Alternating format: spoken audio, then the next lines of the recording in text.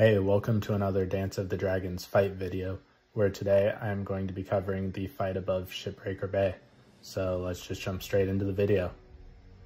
In 120 AC, Prince Lucerys Velaryon confronted his half-uncle, Prince Aemon Targaryen, together with his brothers Jacaerys and Joffrey, when Aemon claimed the dragon Vhagar on Driftmark.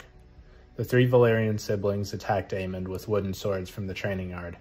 In the fighting, Aemon broke Lucerys' nose and smacked one of the swords against the back of Jacaerys' head. As the three younger boys scrambled away, Aemon began to make fun of them, calling them the Strongs. Jacaerys, the eldest of the three Velaryon brothers, understood what the insult meant and attacked Aemon once more. Aemon began pummeling Jacaerys savagely. In an attempt to help his brother, Lucerys drew his dagger and slashed Aemon across the face, taking out his right eye.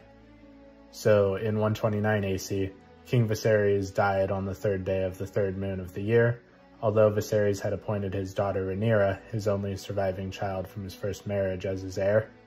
The supporters of his second wife, Alicent Hightower, crowned instead Viserys' eldest son by Alicent, Aegon II. Rhaenyra and Alicent had a rivalry where Rhaenyra and Aegon would fight over the Iron Throne over the course of the following 2.5 years in the Dance of the Dragons. So during the first few months of the year, both factions began to seek support for their cause.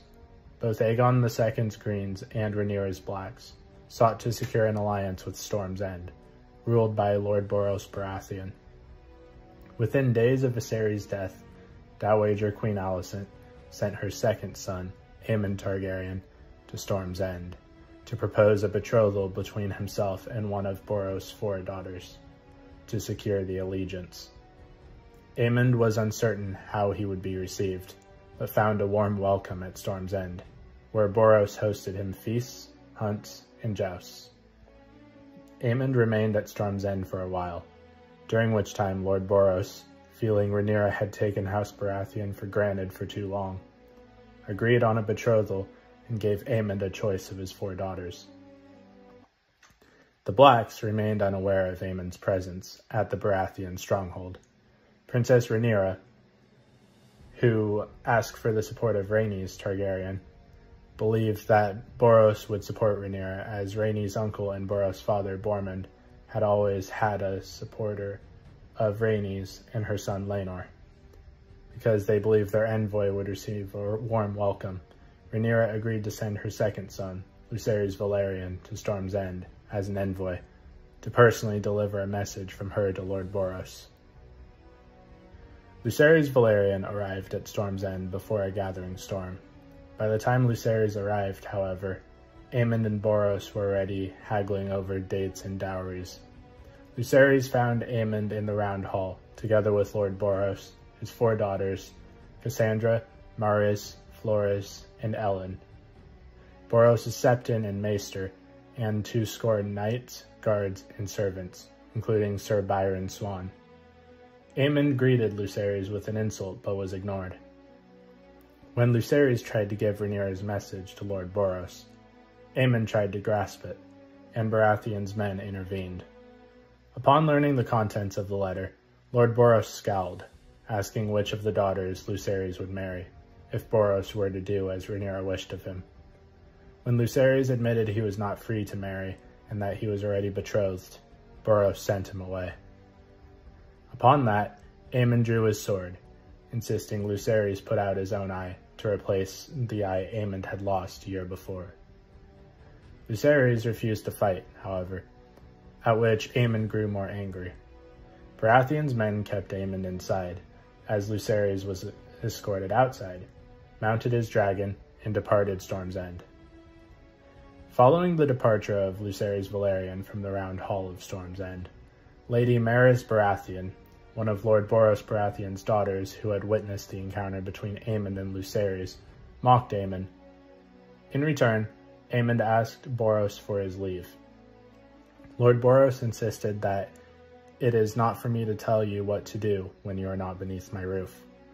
At that, Aemon rushed outside, mounted his dragon Vhagar, and followed Lucerys. Outside, a storm was raging, and Eryx, Lucerys' dragon, had problems with staying aloft. Vhagar caught up with Eryx above Shipbreaker Bay, where the two dragons battled each other. According to watchers on the walls of Storm's End, blasts of flame could be seen from afar. Although swifter than Vhagar, the storm made Eryx unable to outfly the larger and stronger dragon, according to Archmaester Galdwin. Whatever battle that followed could not have lasted long. It ended when Eryx fell and was swallowed by the sea. 3 days after the encounter, the head and neck of Eryx washed up beneath the cliffs below Storm's End. According to Mushroom's account, the body of Lucerys Valerian washed ashore as well. The dwarf claims that Prince Aemon Targaryen cut out the eyes of the boy and presented them on a bed of seaweed to Mary's Baratheon. Other accounts state that Lucerys had been snatched up by Vhagar, who subsequently swallowed him. Yet other accounts claim that Lucerys survived the fall, swam ashore, but suffered from amnesia and lived the rest of his life as a simple-minded fisherman. In his true telling, Munkin claims that Lucerys died with his dragon, a fact which Archmaester Galdwin agrees with, claiming that Lucerys' body was never found. For his role in Lucerys' death, Aemond was henceforth known as Aemond the Kinslayer. Although Aemond was scolded by the Green Council upon his return to King's Landing, King Aegon held a great feast and celebration.